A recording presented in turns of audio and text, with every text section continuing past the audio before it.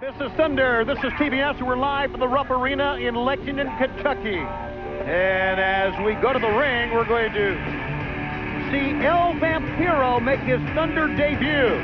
And you fans may have remembered El Vampiro from about 6 months ago, but he comes back out here with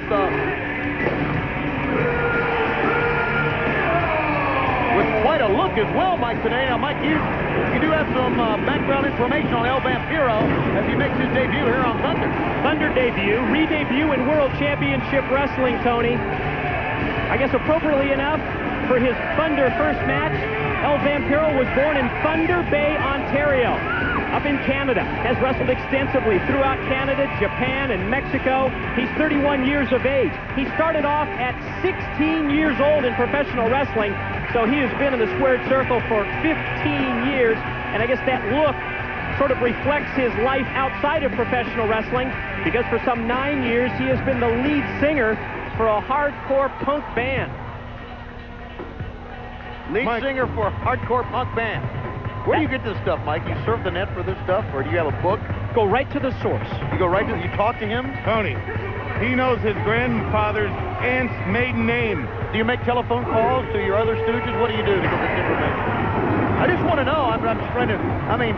Is there something wrong with that information? As a matter of fact, I think it's, you know, you're a very intelligent man. I think it's here. Hand on the back to you, Mike Snee.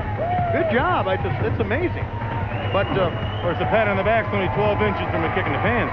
Well, here comes Prince Iaukea, the former television champion, to face El Vampiro. Very strange entrance by El Vampiro, but he comes out with, look at the tattoos, would you? And the face. That's a very intimidating look in itself, wouldn't you agree, Brain? He's all right. I'm going to let him do my taxes this year. Whoa. And he just runs right over Prince Iaukea. A lot of acceleration, good speed. How about that agility as Prince caught the foot and he just spun right around and kicked him. And in terms of his in-ring style, you'll see that he relies on an extensive selection of those martial arts kicks combined with his pro wrestling maneuvers, just lifting the Prince out of the corner. Nice reversal by the Prince. Caught him with a drop kick. Showing some intestinal fortitude here, firing back on El Vampiro. Boy, he just telegraphed that one, enabling now Prince Iaukea to bound up the ropes and drop kick him down hard. Well, he's got Prince fired up here. El Vampiro came in with quite an entrance, and then Prince just fired right back on him. See how it pans out here into the ropes. Good move that time, held the rope, stutter step, and that got El Vampiro off a step or two, but then he knocked his foot right off. Boy, he met him coming off that top rope. Don't worry about the people, Vampire Man. Go get the Prince. This guy can go. I don't think there's any question about that. Very, very impressive. I have no idea what he's doing there, pointing to his eye or... No! Top. Showing some agility, but Prince met him on the way down. And Prince Iaukea chopped him off his feet that time. Attempt at the slingshot into a cross body block, a move that is normally reserved for the cruiserweights. But El Vampiro went airborne, and an opportunity now for Prince Iaukea to swing the tide of the momentum in this match in his favor. Into the side of the head, but El Vampiro absorbs it. An uppercut of his own on the back.